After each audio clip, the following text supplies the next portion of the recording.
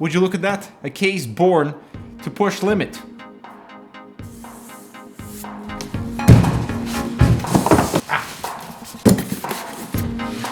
Funny thing how the Lancool 2 mesh is launching in the same week, just 2 days apart from the P500A from Fantex.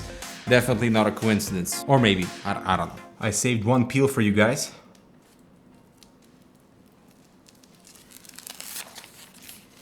That's almost too smooth. One more.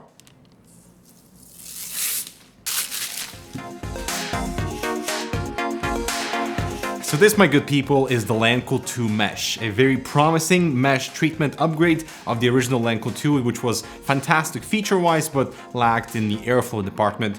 So this is supposed to remedy that. Make sure to check out our original Lancool 2 review because the guts are basically identical with a few minor modifications that I'll go over. So let's review the very promising Lancool 2 mesh right after this.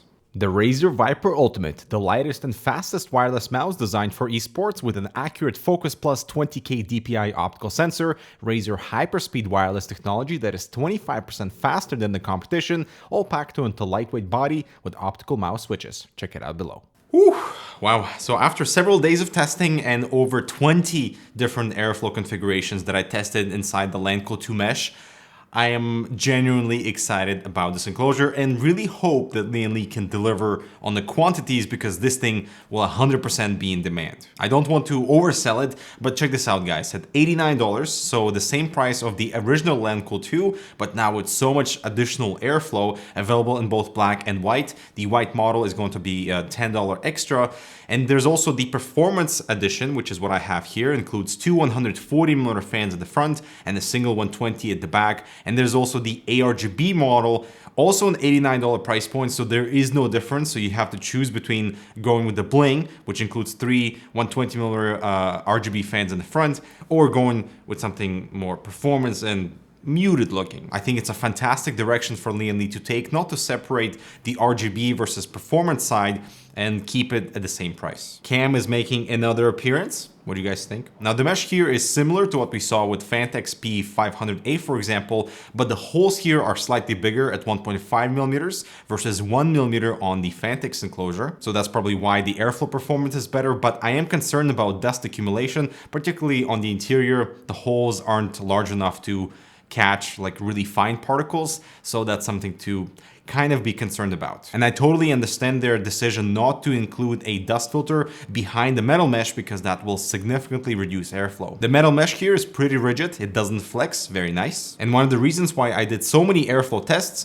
is because the shroud door on the side is now perforated, unlike being totally solid on the original. Lian told me that the perforation on the side helps with GPU cooling, especially when you add additional fans on the PSU shroud, so we'll be testing that later. As for the rest of the exterior features, everything is identical. I love the swivel TG side panels on both sides. We do have a little magnets in the front and little pegs that kind of sit into the frame, so the glass panel doesn't vibrate or shake upon transport. You cannot secure the side panels fully, but the magnets are pretty strong, so they latch in nicely. You can remove the power supply doors. There's 4 screws on each side, and they don't completely open fully, so that if you do lift the case, they kind of maintain their shape on where they would lie on the table, for example. The I/O is up top with dual USB 3s, power reset switch, a combo audio jack, and an optional Type-C port if you buy the accessory. And if this accessory is not populated, it kind of looks weird as if something got stuck in that little cutout. Since I have the performance model, we do have a built-in fan controller,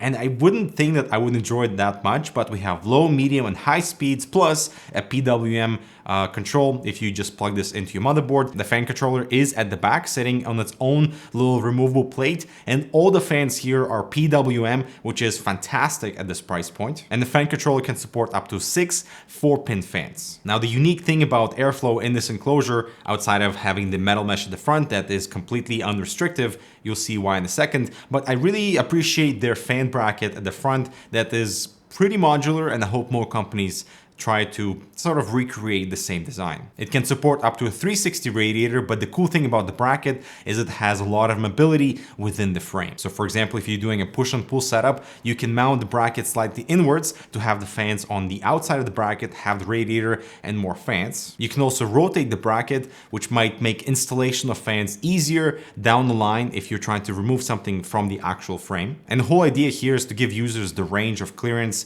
between the frame and between the power supply cutout. And that range is 55 millimeters all the way up to 110 millimeters. And as for the top, we have a removable dust filter here, pretty standard with our usual configuration of fans that are both slightly inwards and are offset from the motherboard and support up to a 240 radiator. As we move inside, one of the coolest features is the rotatable cable cover. After removing 2 screws, you can rotate the bracket and have spacing for an eATX motherboard without compromising on the cable routing and the whole ease of assembly. As you can see, the power supply shroud is slightly different versus the original, and that is because we can install 2 SSDs in that spot or remove those brackets and install dual 120mm fans. And that is supposed to significantly help with cooling of the GPU, and that is why that perforated mesh is so important. And my only complaint about this entire design is the bottom hard drive cage. I do appreciate that it sits on rails, so you can move it slightly away from the power supply or away from the front to give you a bit more clearance. You can also buy this optional hot swappable bracket at the back, which is great for this price point, but the drive cage itself isn't meant to be removable. And the reason why you want to remove it is because, first of all, it interferes with that entire cutout at the front. And number 2, the case is pretty compact already, so having the power supply all the way in its closest position to the power supply leaves very little room for the power supply cables. I did forcefully remove the drive cage from the front just to clear out that whole basement area, but Lian Li made it clear that the intent is for this drive cage to sit and live in the basement. As for additional storage, we have drive caddies on the right power supply door, plus we have 2 additional SSD caddies behind the motherboard tray, and I really appreciate this case for this $89 price point because of all the little panels that are installed at the back to hide all your cables and make that whole section look really clean, which is why the right side panel is also glass. The only thing I do not appreciate are the thumb screws because the threading is very short and it's making it really difficult to put them back together. And all the screws in the front as well were extremely tight for me. I almost stripped a few screws, but Lian Li made sure to double check their quality control and make sure that doesn't happen for retail units. Lastly, there's a power supply dust filter at the bottom, and I think it's time for you to witness the assembly sequence.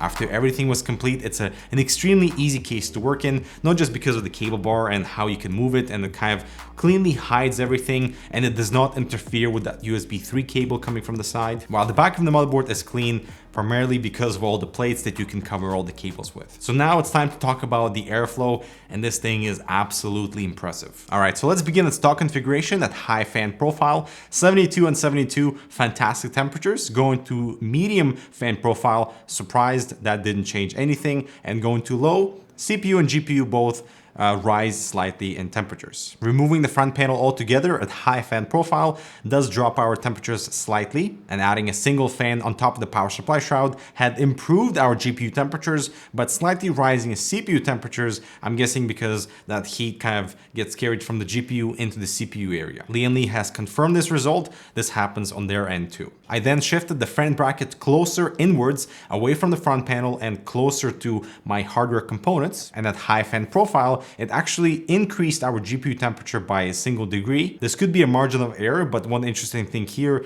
was that the noise profile was slightly louder versus when the fan bracket was right against up the mesh. And speaking of the noise profile, keep things at medium or low because otherwise it's quite loud. The next thing I wanted to do was swap out the RTX 2060 Super for something hotter like my GTX 1080 for the win, because I really wanted to test if that power supply perforation on the shroud actually did something. So I redid all my testing, and you can see again that in the low stock configuration, the GPU and CPU temperatures spike up a little bit, just like with my RTX 2060 Super. I then blocked the shroud door and got a pretty surprising result, especially when the fan configuration is running on low, because I actually got cooler temperatures this way, but the high configuration remained at 70 and 70. I then added the shroud fan, and on low configuration, this is impressive because the CPU temperature rose pretty significantly, but we did drop the GPU by 5 degrees. While having the fan configuration running on high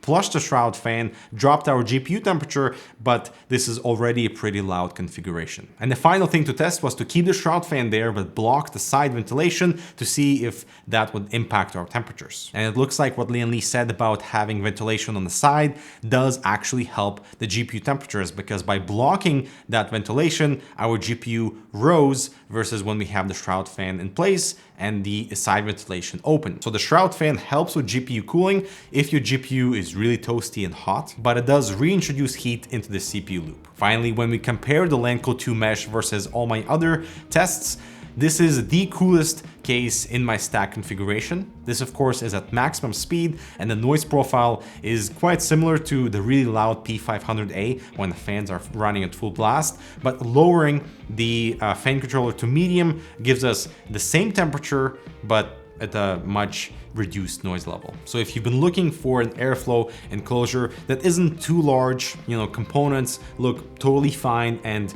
proportional inside the interior, the Lancool 2 Mesh Performance Edition is absolutely fantastic. It doesn't have much bling like the original, but feature-wise, this is the case to beat in 2020. And we're giving it the Hardware Canucks Damn Good Award. Lian Li, you done good. Alright guys, I'm Dimitri. Thanks so much for watching. Let me know what you think of the Lancool 2 Mesh. Will this be your next case? Let me know in the comments. Check out this other relevant content, subscribe for more. I'll talk to you in the next video. Hope.